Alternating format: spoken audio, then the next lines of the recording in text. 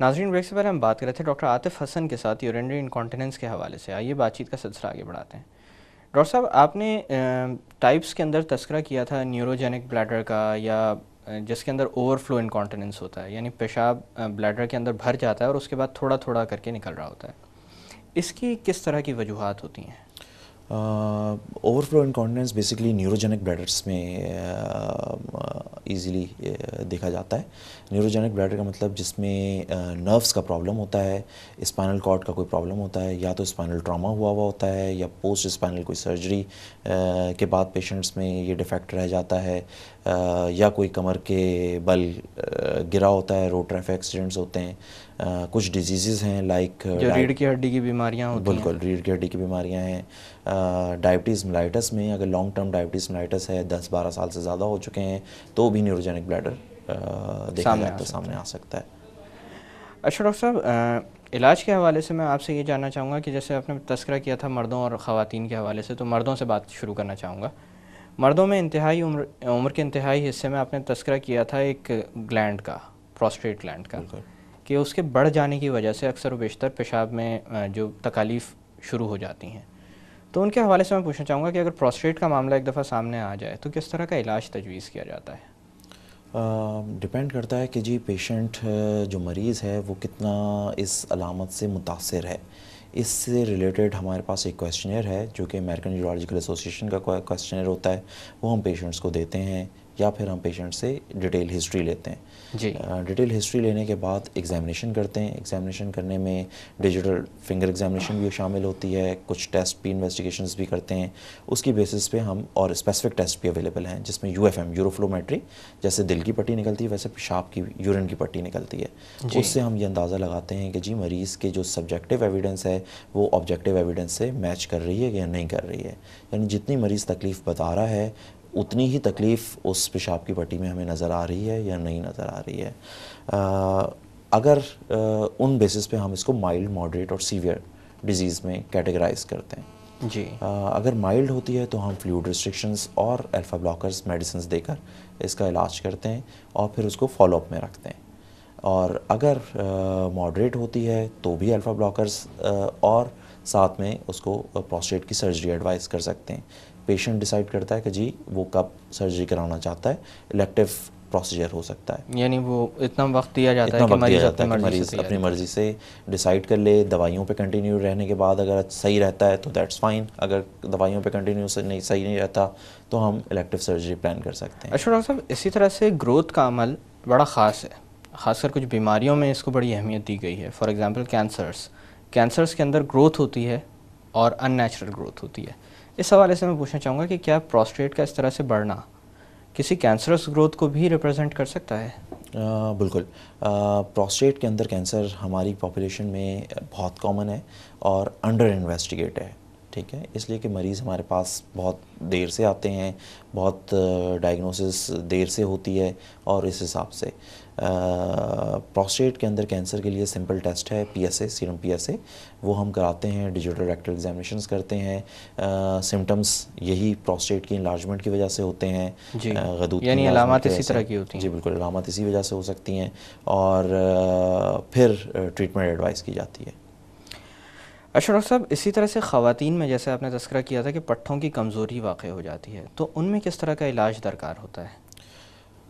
उनको हम specific urodynamic testing है, जिससे हम ब्लैडर का बिहेवियर नोट करते हैं कि जी ब्लैडर इस प्रेशर पर, इतने यूरिन के प्रेशर पर कैसे बिहेव कर रहा है, ठीक है, या इतने इंट्रा एब्डोमिनल प्रेशर पर कैसे बिहेव कर रहा है। जी। उसके बाद हम उनको मेडिकल ट्रीटमेंट और साथ में फ़िज़ियोथेरेपी में एक एक्सरसाइज का नाम मैं लूँगा, कीगल एक्सरसाइज, वो हम बताते हैं, जिसमें हम उनको टांगों के मसल्स को कॉन्ट्रैक्ट, पेल्विक फ्लोर मसल्स को कॉन्ट्रैक्ट करने की एक्सरसाइज सिखाते हैं। और बता देते हैं कि जी जितनी दफ़ा उनको ये याद आए दिन में उतनी दफ़ा ये करते रहें। वो एक्सरसाइज से मसल्स इंक्रीज, टोन पकड़ना शुरू करते हैं।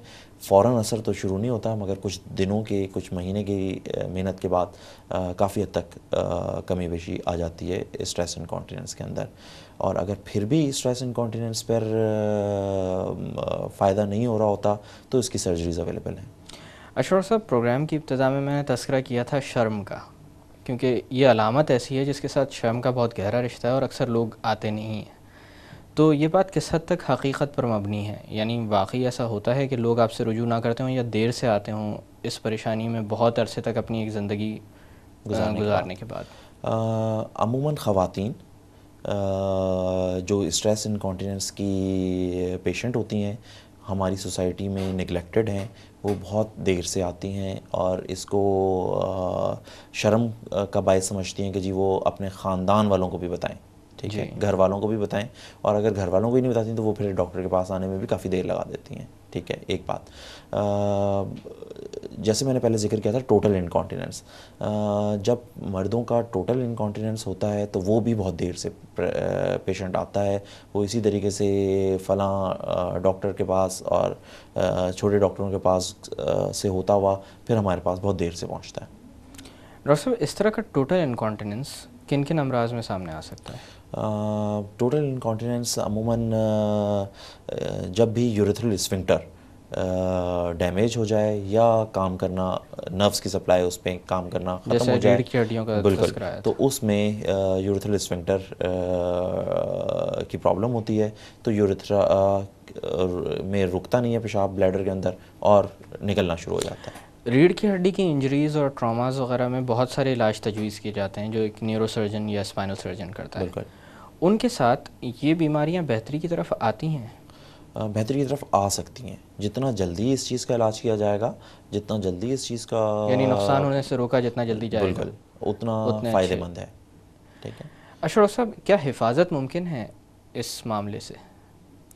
हिफाजत, प्रिवेंशन, जैसे मैंने बताया कि जी अर्ज इनकॉन्टीनेंस में प्रिवेंशन मुमकिन है। अगर आप इन्फेक्शन की जो सोर्सेज मैंने बताई, कच्चा सलाद खाना, चटनी और बाहर की चटनी और ये सारी चीज़ें, अचार वगैरह इस्तेमाल करना बंद कर दें। कच्चा पानी पीना, बॉयल किया हुआ पानी पीने से बेहतर है कि फ़िल्टर किया हुआ पानी या मिनरल वाटर का पानी पिया जाए, ठीक है। तो एहतियात मुमकिन है। अच्छा डॉक्टर साहब, इसी तरह से अगर यूरिनरी ट्रैक्ट इन्फेक्शन के इलाज की बात की जाए बिल्कुल, तो अक्सर व बेशतर एंटीबायोटिक्स इस सिलसिले में एडवाइस की जाती हैं जिनके रिज़ल्ट्स काफ़ी जल्दी आ जाते हैं सामने। लेकिन इसके साथ एक और प्रॉब्लम जो सामने आती है वो ये है कि वो एंटीबायोटिक्स उतने अरसे तक ली नहीं जाती जितने अरसे के लिए प्रेस्क्राइब की जाती हैं। यानी जैसे ही अलामात कम होना शुरू हुई, इंसान उनसे इज्तनाब बरतना शुरू कर देता है या दवाएँ छोड़ देता है। तो इस हवाले से मैं पूछना चाहूँगा कि इस तरह से दवाएँ छोड़ना विदाउट एडवाइस ख़तरनाक साबित हो सकता है? बिल्कुल ख़तरनाक साबित हो सकता है, इसलिए कि फिर आइंदा वो दवाई काम नहीं करेगी, मौसर नहीं करेगी, उससे वो बैक्टीरिया रेजिस्टेंट हो जाएगा। एक्चुअली होता क्या है कि आइडियली तो ये होना चाहिए कि जी सबसे पहले यूरिन कल्चर भेज दिया जाना चाहिए। यूरिन कल्चर की बेसिस पर जो भी एंटीबायोटिक उसकी सेंसिटिविटी के हिसाब से आती है वो स्टार्ट कर देनी चाहिए और उसका पूरा कोर्स करना चाहिए। फ़ायदा तो एक गोली खाने से, उस सेंसिटिव मेडिकेशन की एक गोली खाने से भी आ जाएगा, मगर अमूमन क्या देखा जाता है कि जी मरीज़ एक या दो दवाई की डोज़ लेने के बाद उस कहते हैं कि जी बिल्कुल सही हो गए हैं, छोड़ देते हैं। वो फिर 10-12 दिन तक सही रहते हैं, उसके बाद दोबारा वो रेजिस्टेंट ऑर्गेनिज़म ग्रो कर जाता है, बढ़ जाता है और उसके बाद फिर ये प्रॉब्लम दोबारा से शुरू हो जाती है। डॉक्टर साहब, यहाँ पे थोड़ी देर के लिए बातों का सिलसिला रोकते हैं। नाजरीन, वक्त एक छोटी सी कमर्शियल ब्रेक का। ब्रेक से वापस आकर यूरिनरी इनकॉन्टिनेंस के मुतालिक मज़ीद बात की जाएगी। Stay with us.